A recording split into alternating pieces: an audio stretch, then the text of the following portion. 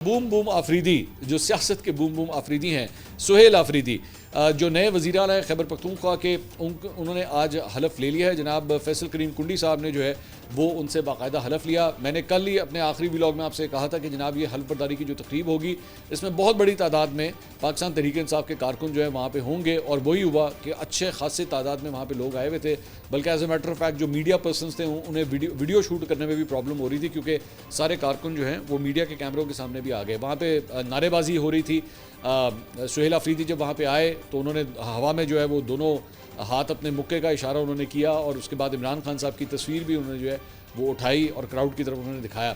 अब जो मतलब कानूनी और आइनी मामला होने थे वो तो हो गए, क्योंकि as a matter of fact इसी में एक और चीज़ भी ऐड कर लें कि जमीयत उलमा इस्लाम की जानिब से जो एक दरख्वास्त दायर की गई थी इस इंतखाब के ख़िलाफ़, उसके हवाले से जो है वो आज पेशावर हाई कोर्ट में जब समाअत हुई, मैंने आपको पहले इस पर बता दिया था कि कल ही चूँकि फ़ैसला आ गया था पेशावर हाई कोर्ट का, जिसमें कुंडी साहब को कह दिया गया था कि जाके आप हलफ लें। तो मैंने आपसे कहा था कि आप देख लीजिएगा ये वैसे ही रिडंडेंट हो जाएगी जो पिटिशन है, और वही हुआ कि वो उनकी दरख्वास्त जो है वो खारिज कर दी गई, क्योंकि ऑब्वियसली इस पर ऑलरेडी एक डिसीजन आ चुका है। तो कुंडी साहब ने जनाब अब ये उनसे जो है वो हलफ ले लिया है।